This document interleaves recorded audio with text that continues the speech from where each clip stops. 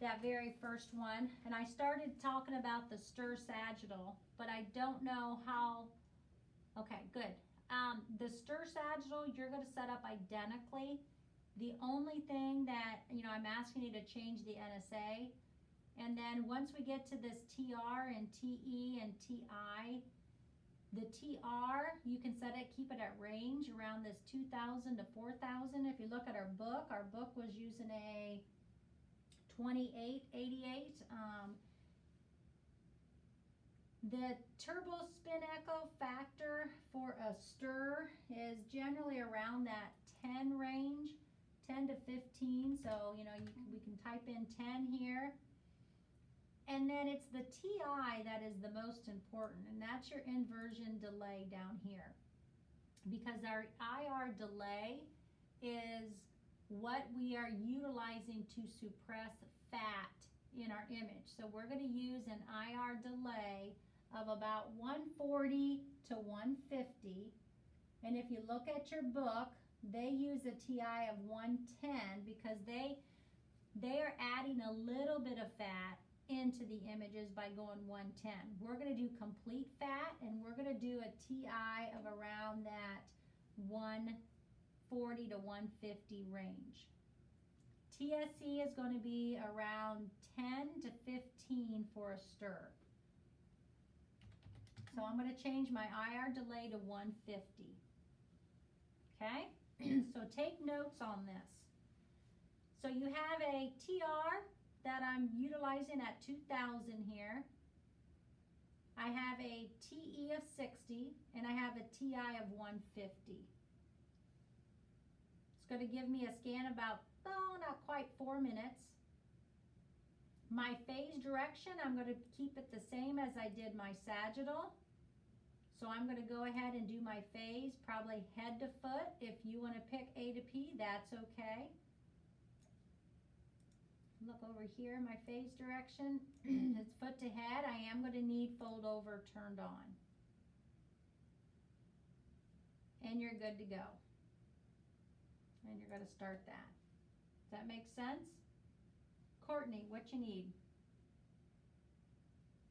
What is the TSE again?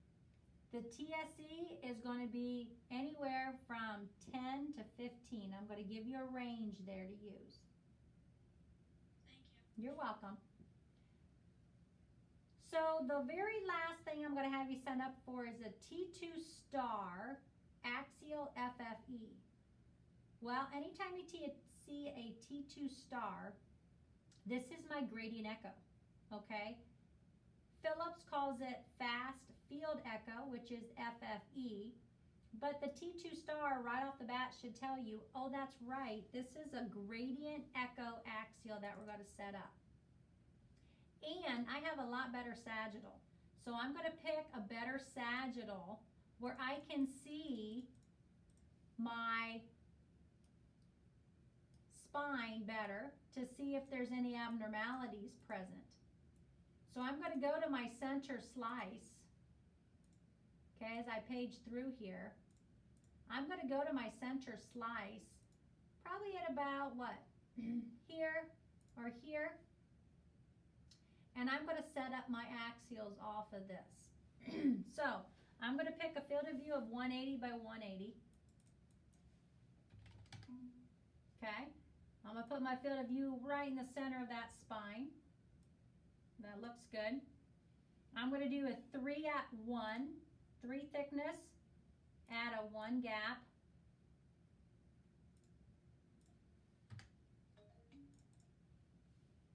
Yes, Shalika. It says add a 4 thickness and a default. Oh golly, thank you. I was looking up at the top one, but yeah, we're gonna do a 4 at default. Thank you guys. I got flustered when my computer all locked up here.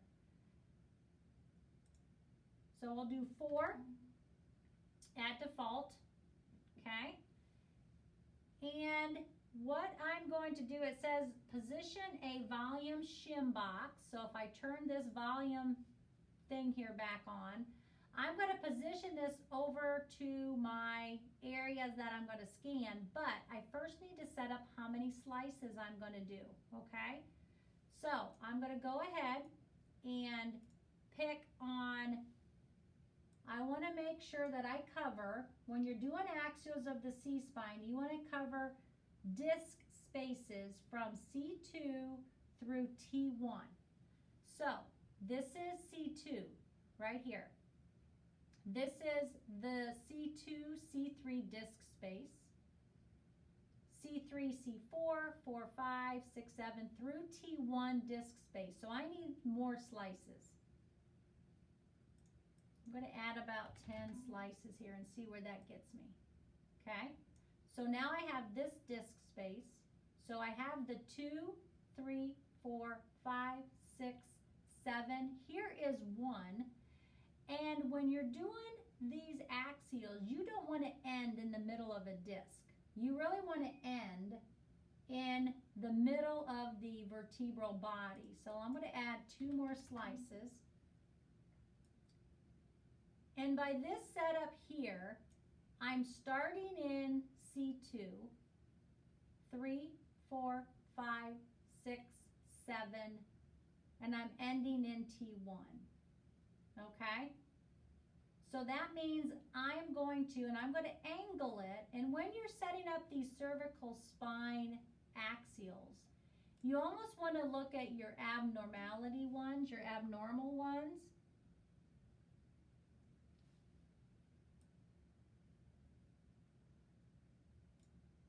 Let me page through there. See, this is still all part of C2 yet. Somebody was asking, is this top through C3?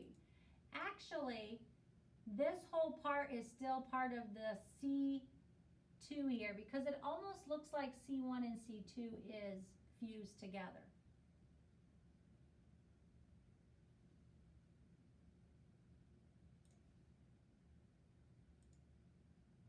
I have this protuberance here of 7, 6, 5, 4, 3, 2, 1 up here, okay? You know what? It is hard to tell. It really is, Christopher, on this particular case. And so sometimes when you feel like I am not real sure, because if I look down here, I can almost looks like this is all one. And if you feel like you're not sure, then just include a little bit above that. And then this way you've got that as well. Okay, that would be fine. But I am going to count this all as C1 and C2, and this being the C2, C3 disc space. Because it is kind of hard to tell because of the fusion. Does that make sense to you guys? I'm not sure, how are you guys doing this in your lab?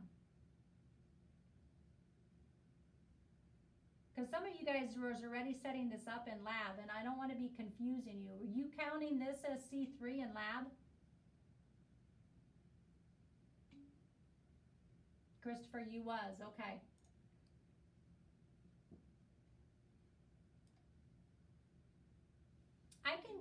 I will go either way. So you tell me how you're counting. When you're going to be setting this up, you tell me, say, I'm going to count this as C2 and C1 and C2 fused together. And I'm going to start this as being C2, C3. Or tell me I'm going to count this as C3, C4, and up here I'm going to count that as C2. You tell me which way you want to count it, because either way, I'm going to be okay with it. So that'll be up to you. Right here is part of the C1 here. That's this bone right there. Okay? But your angle that you're going to want to pick, you kind of just want to make sure that you start then in the middle of a bone and end. Right now I'm ending in the middle of a disc. I don't want that. I'm going to go down here. I'm going to count this as C3, C4. And then go down and count this as T1. Okay? And I'm just going to then set my angle up to be at that about average angle of how these disc spaces are located. Over here, this looks pretty good. If you feel like you need to angle it slightly here because if the head's tilted a little bit, or if you feel like that neck's tilted a little bit, that's fine. Okay? The rest slab, you're going to want to bring it as close to that cervical spine as possible, but don't bring it too close where you're going to cut out signal from the anterior aspect of your C-spine, or even that you're cutting off that anterior longitudinal ligament. Bring it out a little bit. And then you can angle it how you want here, because basically what I'm trying to get rid of is the swallowing that will occur in my images here. So I have it set up the way I want it. I have my slices the way I want it. I have my rest slab the way I want it. At the very end is when I'm going to bring my volume box, and I'm just going to go ahead and position that over my slices here.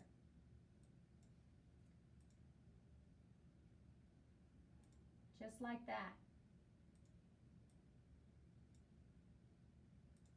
Okay? If you want to bring it, you can bring it out a little bit. Don't extend it out any further than what your slices are, because this is what it's going to go ahead and shim. And I want to minimize air as much as possible. Okay? So this is a gradient echo. And going back to your pulse sequences, all gradient echoes have a low TR and a low TE. I already have a TR of 661. And I have a TE of 9.2. Well, all gradient echoes have a low TR and a low TE because of the fact we can scan faster with a gradient echo. I'm not doing 90-degree flips now, right? I'm doing less than 90.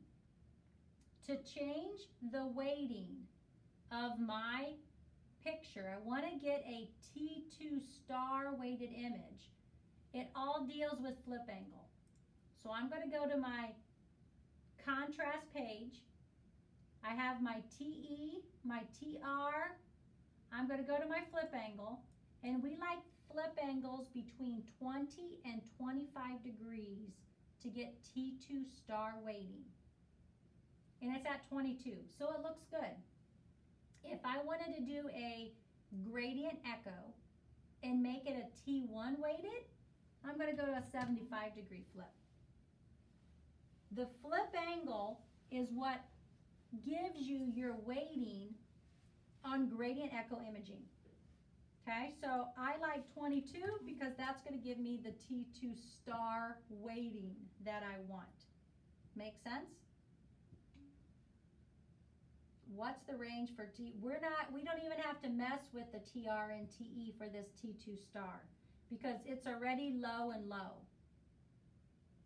Okay, so all we have to think about is what is my flip angle going to be? If by chance, and I'm already at one package, if I was at 2 or 3 packages, I can up my TR just to give me more slices, and that's no big deal. It's not going to change my weighting. It's just going to allow me more slices. Okay? So it's your flip angle that you want to be concerned with for a gradient echo. So it's set up the way we like it. I have my rest slab anterior. You can even move your rest slab here. You kind of, like I said, just make sure it's out of the way of this anterior. If you want to straighten them up, you can straighten them up. Looks like by the angle here, it jumped up my TR a little bit there, my total scan time, didn't it? So we don't like that. You can always go to your NSA and bring your NSA down, and that gives you in the range of about that 3 to 5 minute scan. Our phase direction on our axials, it's an axial plane. I only have 2 directions. I can go either A to P or right to left. Regardless of what you pick, you're going to need fold over because you're going to have some part of the mouth that could be wrapping into the back. So probably the best way to do it is to make sure that your motion is going to go right to left in anything that is anterior to your spine. So go pick a right to left and make sure fold over is turned on. If you decide and say, you know what, I'm going to keep it at A to P, that's fine. All I'm going to ask you is what direction is your motion or your flow going to go? And I want you to understand what it is, because just because I scan a certain way doesn't mean you have to scan a certain way. It's just that you understand why are you doing it that way. What are you minimizing? What are you trying to get better? Or what are you trying to get out of your picture and so forth, okay? So it's 5-minute scan, looks good. We can proceed and start. You are only setting up 3 sets of pictures because we run 3 sets of sagittals. So as long as you know how to set up one sagittal, you should know how to set up all of them. The only thing now you're changing is parameters. If you know how to set up one axial, you should know how to set up all of them because you're going to cover that same range, okay? What I'm asking you is at the very bottom is, and this isn't something we've done yet, but if I go to the eyeball, that's my viewing tab. So if I click on that and load in these pictures, I can now look at everything that I've scanned, okay? And I can go ahead and I can tell by this, we call it a waffle. I can say I only want to look at 3 on 3. And this is where you can play an open lab. And this is where, as we are scanning one set of pictures, let's say my stir sagittal, I can go to my viewing and look at my T1 sagittal and say, is this good? Is it bad? How does it look? But I want you to go ahead and go to the T2 sagittals and tell me, where is your cerebral spinal fluid? Well, that's pretty easy. I know it's bright. Where's my spinal cord? Well, I know that's dark. And where is T4? Well, I'm going to go ahead and count this as the fusion, okay? And I'm going to say this is the 2, and I think we did 3 and 4, right? If you say I'm going to count this as 2 and 3 fused together, then I'm going to count this as 4. I'm good either way. Whatever you feel comfortable or was maybe told by one of the other lab instructors. Then I'm going to have you go to an axial. And you can pick 5 or 6. I'm going to think 6 is probably going to be the easier one to pick.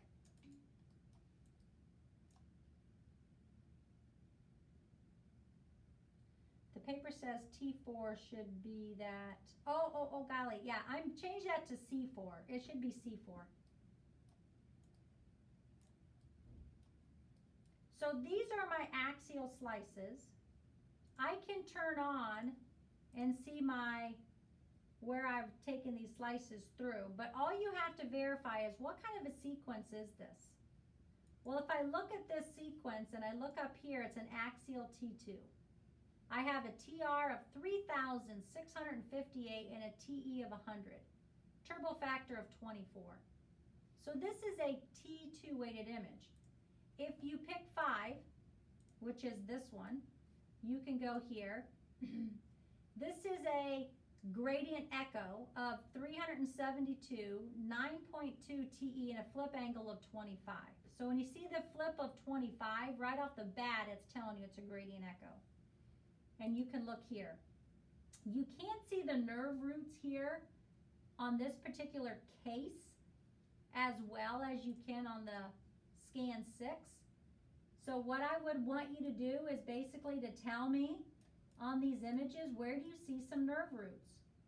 Well, I can see there's a dorsal nerve root here and maybe a part of a ventral. You can actually see this real nice, some nerve roots. You can see over here, if I turn this on one-on-one, ooh, it's really magnified up. I can see here is a dorsal nerve root and a ventral nerve root. You see those 2 black lines? Where's the CSF? CSF is bright. This is on the right side here. I know my spinal cord's in the center. So does that make sense to you guys of how to pull this up? Anytime you want to view something, you're looking at the eyeball, I'm going to look at it. Anytime you want to scan it, look at these scan lines, and I'm going to scan it down here. Does that sound good? Any questions on the cervical?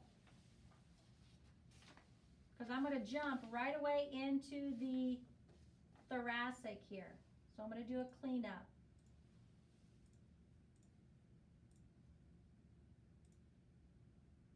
And now we're going to go to the U of M thoracic. I'm going to pull over. I have two protocols, a routine and a one with MS.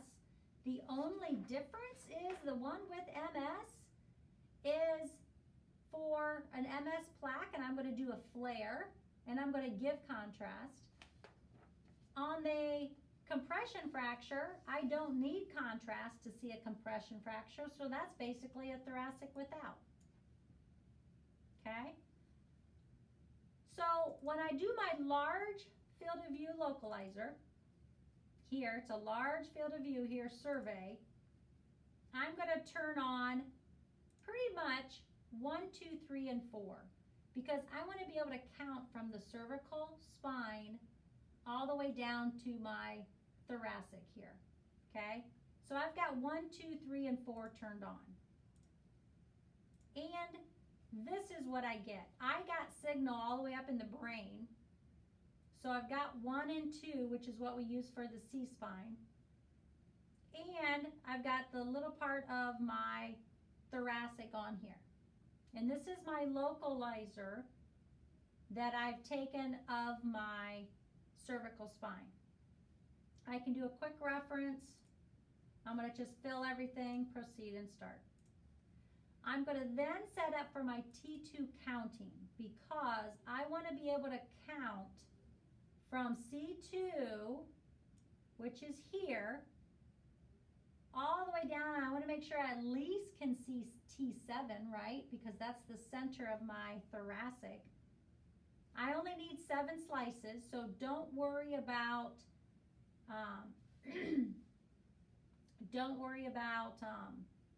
changing the number of slices and so forth. This is just a quick localizer, and I want to change my coronal so I can make a nice slice right through the center of where this spine is located.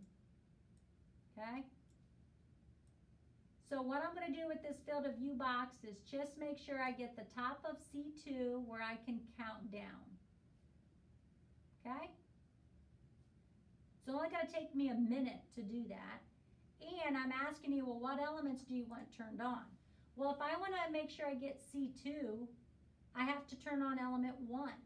So I'm going to do 1, 2, 3, and 4 again. And start it. Okay? Now I'm going to set up for my T. Number 2 is to set up a T2 sagittal of the thoracic spine.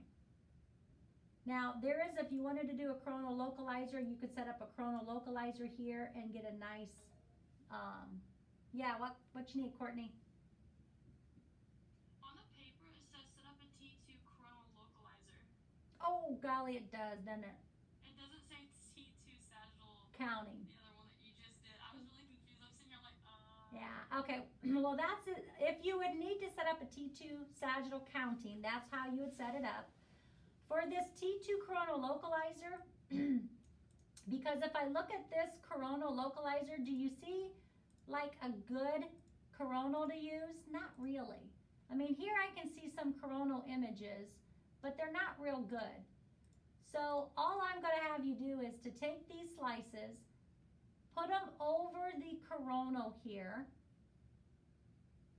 and because I'm just going to be looking at this coronal spine now, I don't need number 1 turned on, because I'm not going to go ahead and get this image up here. So I really then only need 2, 3, and 4. And I'm going to set it up where my center is right over at T7. So here is 1 and 2, 3, 4, 5, 6. It even tells you here C7. 1, 2, 3, 4, 5, 6, 7. If I put this right at T7, it's a minute and a half and run it, I'm going to get a good coronal localizer. Therefore, when I want to replace this coronal localizer, I'm going to replace it with 3, 2. And notice how I can now see where my spinal cord is at in my thoracic spine. Does that make sense to you? I can see this, the curvature if there's any, or I can actually see this spine much better here than I could with my original, because that's the last coronal I have here. And I actually did this more on the top. Now, by doing an additional coronal localizer, I can see all of the thoracic spine. So you just have a better thoracic spine coronal localizer. Does that make sense, Courtney? So are you talking, Christopher, field of view from where to where for coronal? The field of view, this is just a localizer, so we're not really going to get hung up on like changing parameters for this coronal. All you have to do is make sure you have the right elements turned on, set it up over your T7 vertebrae, and run it. It's only a minute and a half because all I want to see is there any scoliosis or curvature to this spine. Okay? So then for number 2 is the set up a T2 sagittal of the thoracic spine. Again, I only need 2, 3, and 4 because I'm only looking at the thoracic spine now. Yes, center on T7. So for your T2 sagittal, I'm telling you now to tell me what field of view do you want to cover. Well,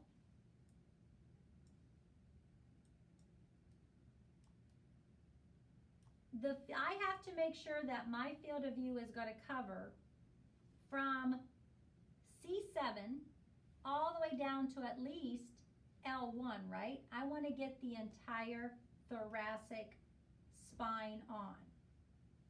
And I am going to do a rectangular field of view. So I can't see the lower end here, can I? But if I go over here to my axial viewport and I pull up the lower thoracic lumbar area, or you can even pick, this is that full field of view. Do you see how some places will do a nice full field of view with all of the elements where you can see the entire spine? You can pull up this one, or you can say,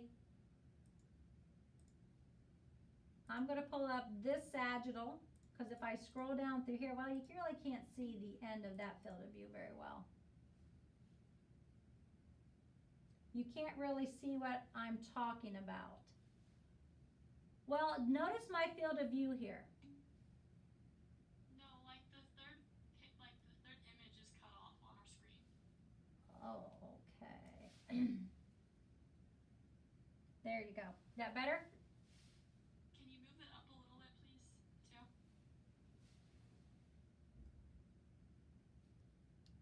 like zoom out. There we go. Is that better? Yeah. Okay. Thank you. Try to straighten it up so you guys aren't looking at it crooked there. So, you know, this is the hardest part of thoracic spines. It really is. It's just making sure that you're counting appropriately. So what I would pick is, and you can write notes on this so you can practice this, is pick this 2-2 and look at the entire spine and say, okay, what do I want to cover? It's on 400 foot to head, but we don't really need to cover. This is 5, 4, 3, 2, 1 there. And I have, if I look at the top here, I have 2, 3, 4, 5, and 6. I can cut my foot to head down some. So let's go like to a 35 field of view. Foot to head here.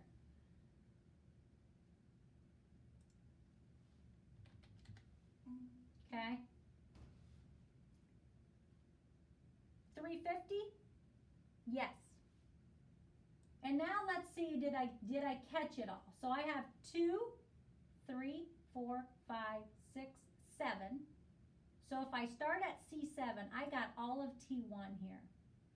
1, 2, 3, 4, 5, 6, 7, 8, 9. And I can't see the lower on here, but I can look at here and say I've got 5, 4, 3, 2, and 1. So what do you guys think? I think this looks perfect because I have all of T12 down here included, and I have all of T1 up here included. Does that make sense? So I like 350. There's times that I have a little old lady that has kyphosis to her thoracic spine. I might only need a 300. But this is where it's going to depend on the size of your patient, okay? Once you get this field of view box set, let it set. This is where you like it. Now go over to setting up your sagittals, and I'm telling you to do a 3 at 1, 3 at 1, and I'm going to need some more slices. I only have 7 slices, and I want it to be an odd, so let me go to 13. And do you feel, if I kind of page through my coronals here, did somebody ask a question here? Yes, that's me, Mary Jo Shalika. Okay. I have a question. I know that we have to come in for lab. There's some people that have to be there at 1, and we still have like 3 scans to go over. So is it like possible like for you to record those? Yep. And for us to go back and watch it, because like I said, some people have to be there with you at 1. Absolutely, yep. So you guys go ahead and do that, and if anybody needs to pop off of here, I am okay with that. I apologize, I had some trouble with the other laptop, so I had to switch there. And don't really worry about, if you know how to set up for a thoracic spine, you can set up for both of these. Because the only difference is basically, am I giving contrast, am I not? And if one of them I'm doing a flare instead of a T2. So, once you know how to set up for one thoracic, you know how to set up for both. And once you know how to set up for one lumbar, you should know how to set up for the other as well. But yeah, I really don't have any problems, recording these and uploading these for you guys. So Chelsea, what are you worried about? Okay, that's okay. Go ahead, if you need to pop off on here, that is no problem. I'm going to go ahead and I can just keep recording on this on my own. If everybody needs to pop off of here, I'm okay with that. No problem.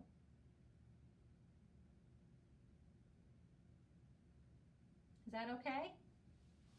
So does anybody want to stay on, or I can go ahead and just keep going? Sounds good. Okay, I'm going to just keep going. So for this then, on this sagittal, you're going to go ahead and just make sure you cover from C7 down to L1, because that means that I've covered all of the thoracic on my images. Right to left is like any other spine. I just want to make sure I get right to left. If you need to angle, I can look like I'm getting a perfect sagittal going right through the middle part of my sagittal cord, my spinal cord. Okay? Now, on this T2 sagittal, I have it set up the way I like. My T2, I'm going to use, it says 2500 at 120. It's on user defined, and I'm going to change it to a range only because it says it's going to have to do 3 packages of this, and I'm going to bring it up to like an 8,000. And it says then I can do this now in only 2 packages. Okay, I like that better. I have 13 slices, and I'm gonna go ahead and use a TR. My actual TR is 3,345. My TE is 120, which is fine. If you feel like I wanna use a lower TE, you can go to 105. If you go to 105, because we have to also change our turbo factor into that 20 range, right? So I'm gonna use a 24 turbo factor. So the range for your T2 sagittals is pretty much the same across the board for all of your spine. We want a high TR, we want a high TE. We're gonna have turbo factors around 20 to 25, okay? I'm gonna set my slices up, I like it. My phase direction, I have to use head to foot for this because of the heart motion here, okay? And a lot of times, many people will turn on a rest slab. So we'll go to our geometry page and we'll turn on one rest slab. You want to change it to free because I want to freely move it, okay? And I want to change it and do this in the anterior to get my heart motion out of the way.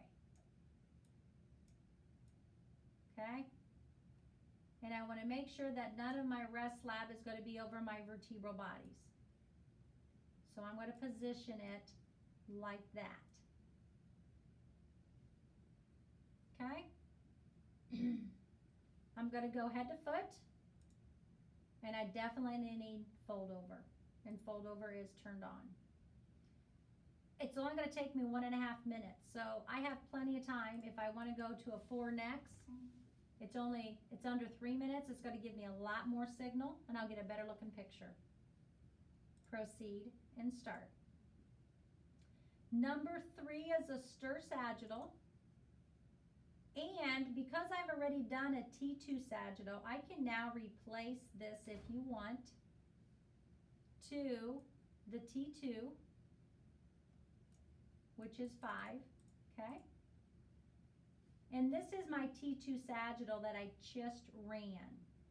And I want to now set up a stir sagittal, and I'm going to use the exact same field of view, and we use 350. And I can use this to do 2, 3, 4, 5, 6, 7 to get C7. And notice I'm down here, and that should be where that L1 was at. And if you want to go back and double check it, you can. Oops. You can go back to that full survey and say 5, 4, 3, 2, 1. Yep, that is L1. So I can now go to my T2 sagittal here. That's my T1. And that's my T2. So I'm at L1. And I know I'm starting up here at C7. 3 at 1, 3 at 1. Our parameters for our TR, TE, and TI. Again, I'm going to be over 2,500. I like my TE in the 60 range.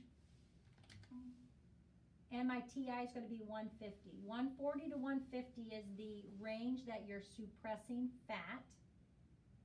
And then my turbo spin echo factors for our stir, just like we did earlier, was around 10 to 15. Okay? Again, I want a head to foot, phase direction, foot to head. I'm going to need fold over. Okay? And if you wanted to put on a rest slab, you could, or you don't have to. Because, you know, basically I just want to know or to see that you know how to turn on a rest slab. And if you turn it on the first one, then you don't have to turn it on the second one. But if I do, I would just set it up just like I did. Make sure you don't cut off. I don't want to cut off the vertebrae up here nor the vertebrae down there. So I'm going to angle it appropriately. About like that to minimize heart motion going head to foot. Okay, it's 6 minutes. If you feel like you need to go ahead and go down in your NSA to make it a little bit better, that's okay. 4.5 minutes and you're good to go. Proceed and start. So for number 4 and for number 5, basically I am telling you to set axials up over specific areas. So for number 4, I'm telling you to set up an axial. It's a T1 axial, so I can go here, site specific. And I'm going to need to set up an axial. I can take my rest lab and move it out of the way so I can see my slices. Okay, bring your slices down here. And I want to make sure you cover from T1 through T8.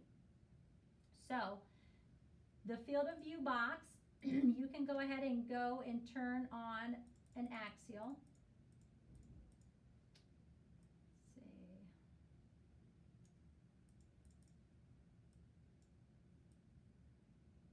Trying to see if there's a good axial localizer.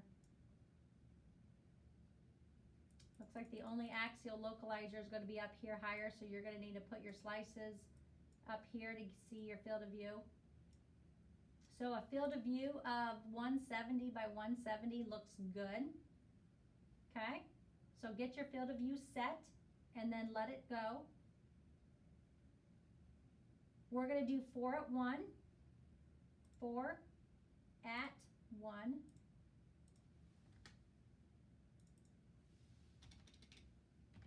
Okay, and then now I'm just telling you to cover your slices. So this basically is all about counting. And you're going to have to make sure, well, what are you looking at here? So if you need to go back to your field of view localizer, where you can count all the way here, okay?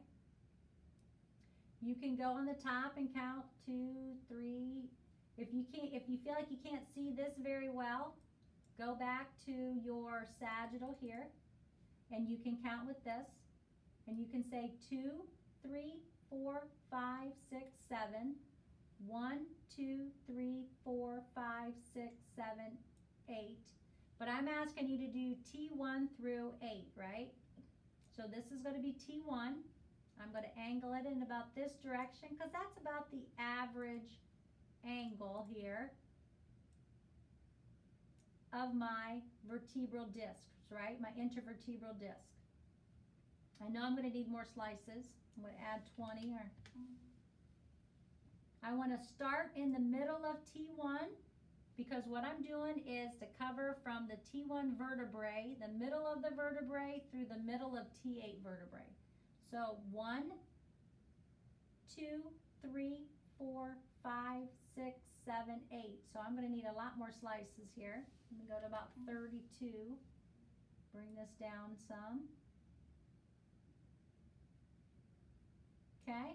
Again, I need to count. I have T1, 2, 3, 4, 5, 6, 7, and 8.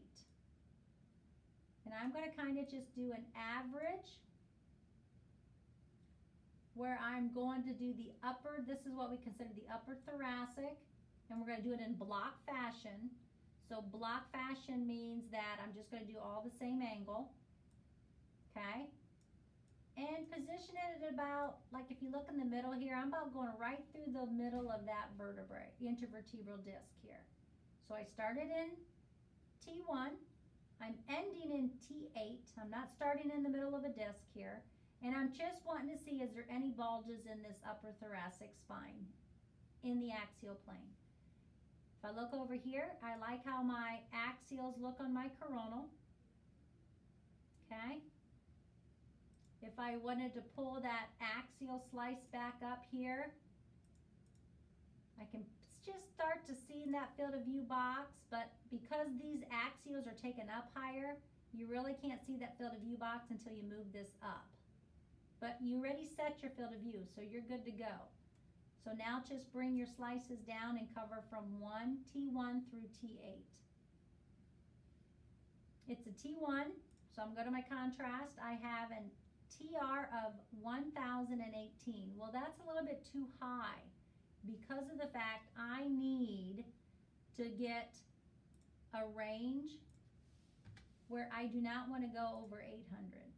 So I'm going to go from like 300 to 800. Okay? My TSE factor, we like to use 2, 3, or 4. I'll go down to 4. And that's still about 8 minutes. And I'm going to bring my next down to 4 here. And that brings me down to a 5-minute scan. Okay, I'm not going to turn on any rest. Well, the rest lab is already turned on here for you. So you can bring that rest lab just anterior here. And then you can decide, do you want to go right to left? Or do you want to go A to P? Well, pretty much I want on my thoracic spine, I want my phase to be right to left because I have this heart motion here. Okay? And even though I'm going to put a rest lab to minimize it, I want any kind of flow motion to go this way versus this way. So I'm going to pick right to left, and I will definitely need fold over. And you're good to go. TR it's a T1, it's a 600, 601 TR, and 8 TE. If you wanted it, like maybe you're used to using a TE of 15, turn it up to 15, that's fine. And then it upped your time a little bit, but that's okay. You can go back to your motion and now go down to a 3. And you're next. And proceed and start. Number 5 is, I'm telling you that, okay, so there's a compression fracture that is seen at T9. So I'm going to now bring this back up. And I'm going to go now to T9. And I only need to cover from... When you think of a compression fracture, think about it's within the bone. We're not looking at a disc space now. So I'm going to go ahead and keep it at 4 at 1. I don't need near as many slices. So I'm going to go down to about 15 slices. Okay, and if you need to count again, pull up that counting one for you. Okay. Move that rest lab out of the way. I've got 2, 3, 4, 5, 6, 7. 1, 2, 3, 4, 5, 6, 7, 8, and 9. So I can put this right in the center of T9. And then I can even take a couple slices off, and I'm going to just make sure I get in the middle of T8 through the middle of T10 because I want to get the entire vertebral body of T9 because I'm telling you that, hey, this particular patient has a compression fracture, okay? So I'm going to set it up just like that. I'm going to keep the exact same field of view that I had on my previous axial.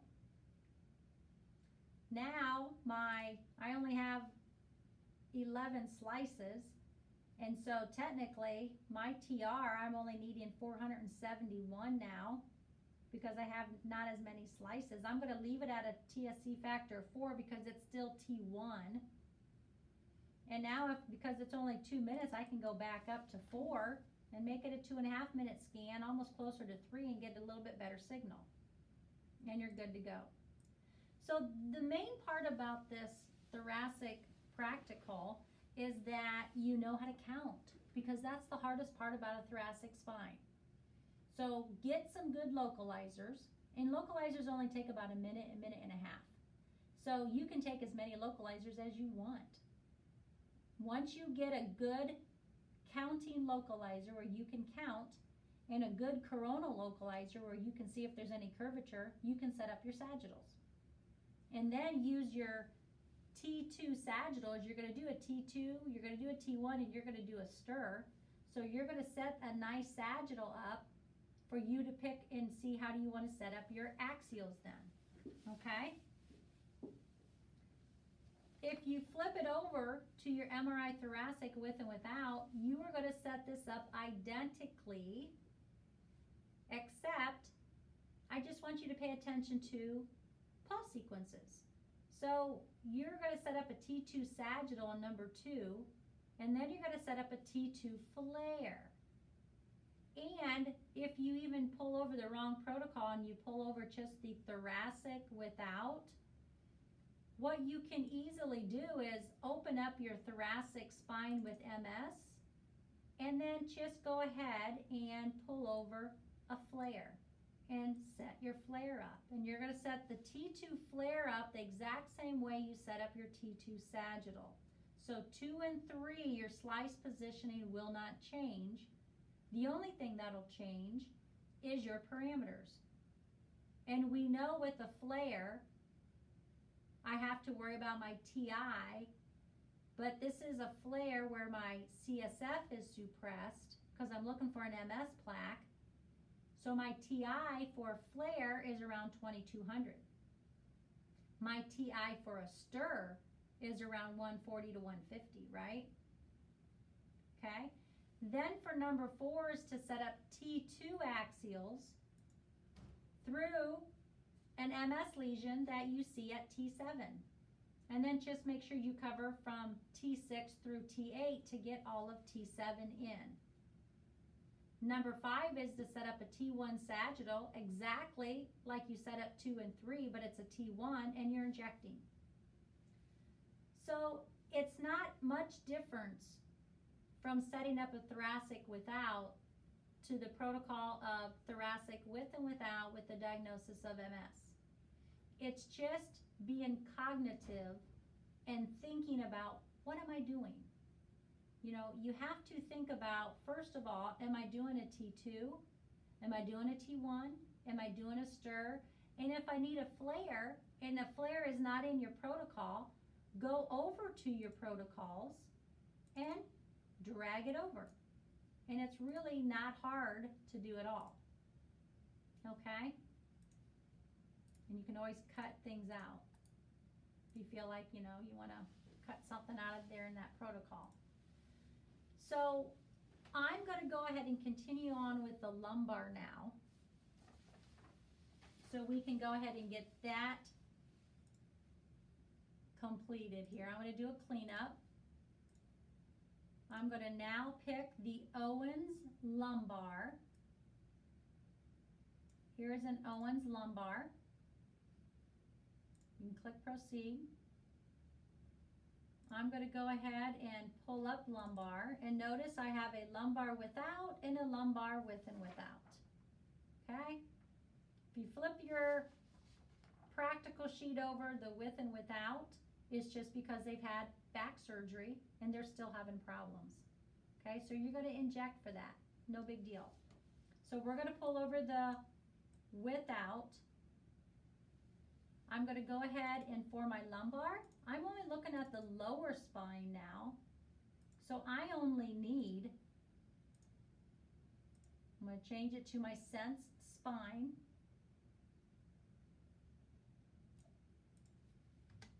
And I only need elements 4 and 5. Okay? I'm going to run it and go. And here is my 3-plane pilot here, and I can kind of page through and get a good sagittal so I can actually see the center of my spine here. So here's my sagittal, here's my coronal, here is my nice axial. I'm going to set up for a T2 sagittal here, and right off the bat I'm asking you to tell me, I'm going to straighten these up here, what kind of field of view do you want? Well, if you look at our book for our lumbar spine, it's telling you to cover from T12 through the sacrum. So I'm going to make sure I've got 5, 4, 3, 2, 1. So I definitely need a bigger field of view, foot to head. So let's try maybe a 240. And I can go in A to P at about what? 140 here.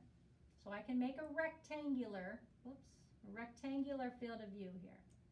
So if I would pick a field of view like that, I have 5, 4, 3, 2, 1, and 12. And I would go up a little higher. I want to get all of T12. Okay? And I want to make sure I get down at least into that second sacral segment. And this looks pretty good.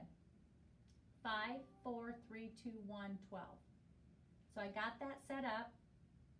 I'm going to do 4 at 1, 4 at 1. And now I want to just make sure that I cover left to right from spinous process to spinous process. So let's see here if I can page through here, get a good coronal.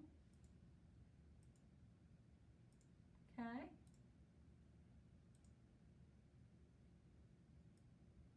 So I can kind of see some spinous process here, right? I have 16, and again, I don't like to use an even, I like to use an odd. So I would either pick 13 or 15. Either one would be fine. And then I'm just going to make sure I'm right in the center. Smack dab through the center of your spinal canal here. From right to left, you should be nice and even. I can even look over here, and I'm going right through where my spinous process is at. And I'll get a perfect sagittal looking picture. If you say, okay, I want to make my field of view 250, I don't care. That's fine. You know, you're only going a little bit higher. You still got 5, 4, 3, 2, 1, T12. It's just that I want you to be able to count from the lumbar here as well. But I don't want you to go overkill and do 300 because you're way now through this whole area. And the smaller your field of view is, the better resolution you're going to have, right? So you want to be kind of like, you know, within a nice range here. Okay? Phase direction, you can go ahead and pick head to foot or A to P again. And normally on, you know, on spines, we do like to do head to foot. If you pick A to P, I'm okay with that. Then what you'd want to do is throw a rest slab in here because you're going to have belly motion and peristalsis from your bowels and your aorta and your inferior vena cava going A to P. So put a rest slab here. If you go head to foot, that's fine. Go head to foot. Go ahead then and I have to change my foot to head back to 240. My A to P back to 140. There we go. Get my rectangle back here. I can do head to foot. I'm going to need fold over. Okay. And what some places would, or some people would maybe do is say, you know what? Then I'm going to do and put a rest slab inferior. So you don't have anything from the pelvis that's going to be moving up into your images here. Okay, so something like that would be fine. Okay, so again, it's your call. You know, you're the technologist. You scan the way you want, and you just tell me why.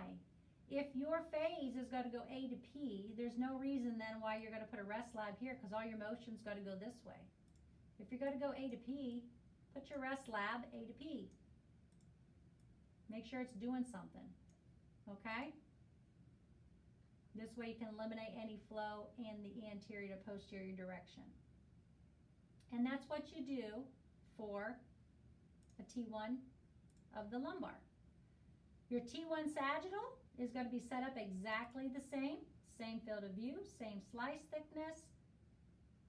Your phase direction are going to be the same.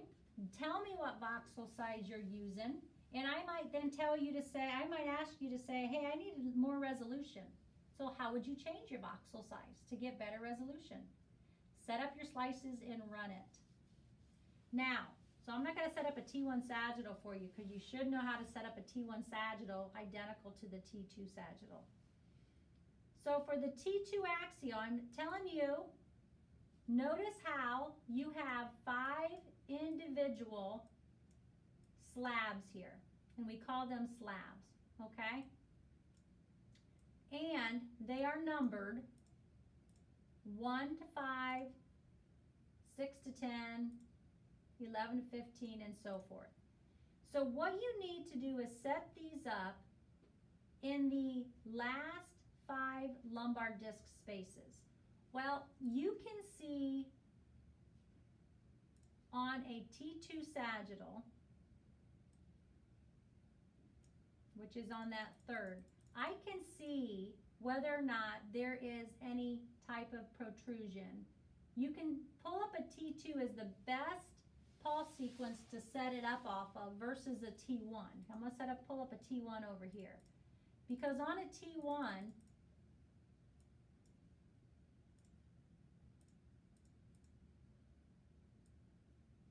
trying to pull up where this T1's at. There. If you have a bulging disc, your disc is in the intermediate signal and your CSF is dark, but you don't really get a good contrast to noise between these two. That's why a T2 is better to set these axials up off of, okay? I'm gonna go back and put on my axial localizer there yet. So I got a nice axial, okay? So now here's where I'm going to go ahead and set up my slices to go through each individual disc space.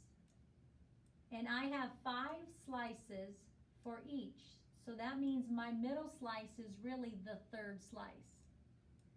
As I get down lower here, notice how I have this disc, I'm gonna move this out of the way, is kind of being squeezing out and going up and above. You're gonna wanna include that. So as I'm on my lower level here, I wanna make sure I get this disc space. So I'm gonna have to up my number of slices here to about what? Maybe 7 or 9? I probably don't need 9, let me try 7. There we go. So I'm gonna go ahead and make sure then that I get above all that disc and all the way into my bone here.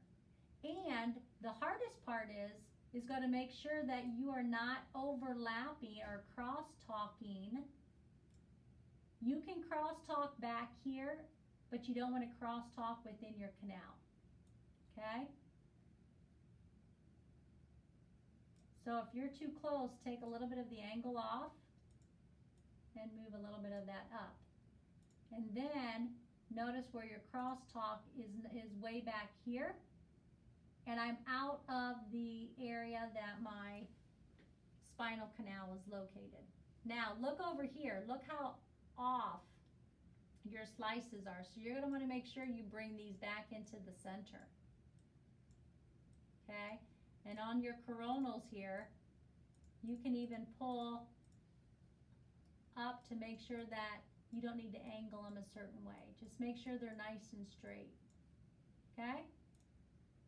And you have your field of view over here. My field of view is 20 by 20. If I look in my book, my axials of my lumbar spine, they use a 20 or a 200, so that's good. I've got my axial set up. Again, I just want to make sure my center slice is going through each disc space.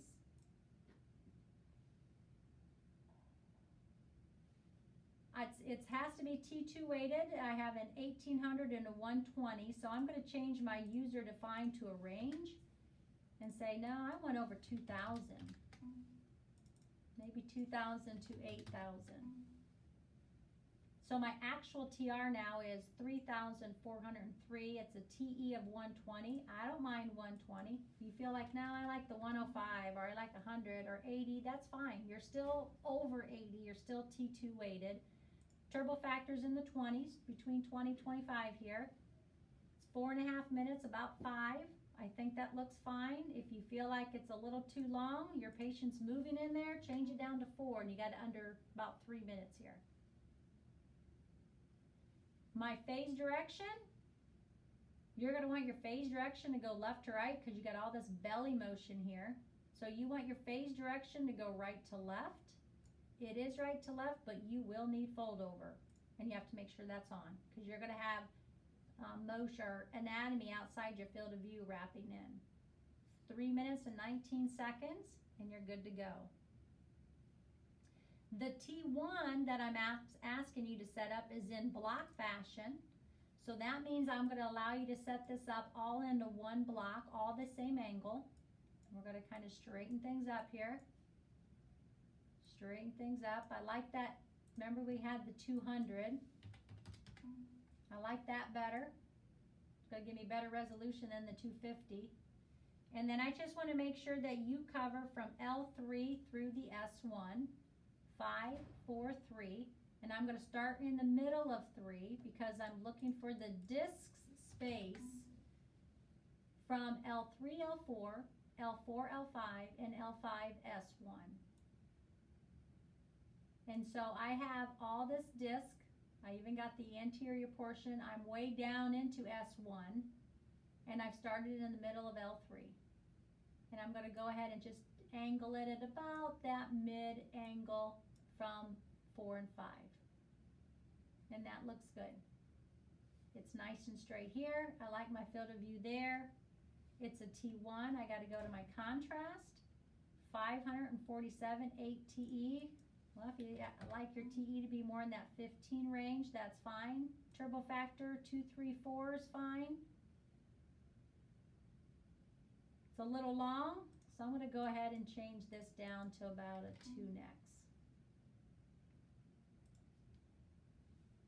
And it's good to go. Proceed and start. Okay, if you flip this over to the with and without, the only thing that you are doing different is you're going to give contrast, and then you're going to do a T1 sagittal that is fat satted. So at number 4, if you look at number 4 here, you're going to set up 1, 2, and 3 the same way you did on the other page. So number 4 is to do a T1 sagittal fat sat post contrast. Oh, you're going to say, oh my gosh, I don't have that in my without protocol. No big deal. All you have to do is head over to here, open up your with and without, and pull over your T1 fat sat. And now you're going to set it up identical to how you set up your other sagittals. And then you have a volume box that you're going to set up over your field of view box. Make it T1 weighted. Tell me how much contrast you're going to use, and you're good to go. Okay, so even though it seems like a lot, and I understand it does seem like a lot, and it takes a while to explain all of this. But when we're doing cervical, thoracic, or lumbar, a sagittal is a sagittal. An axial is an axial. Our pulse sequences are no different than we did brains with TRs and TEs and such. We threw in a stir. That means I have to have a TI of 140 to 150. I threw in about a gradient echo axial on a C-spine, and that's where I have to think about, oh, that's right, a flip angle. For gradient echoes, it's I want a flip angle. If I want it T2 star weighted, I need a flip angle of 20 to 25. Okay, but it really don't, get too worked up, because if you can set up a cervical spine, you can do a cervical spine with and without. And the same with thoracic and lumbar. So, just think about what you're doing and think about what pulse sequence you're doing, and you will be fine. You truly will. I'm sorry if I was confusing at all with anything on this recording, and I also apologize that my laptop froze up and I had to kind of switch things around there. So if there's any questions, please let me know.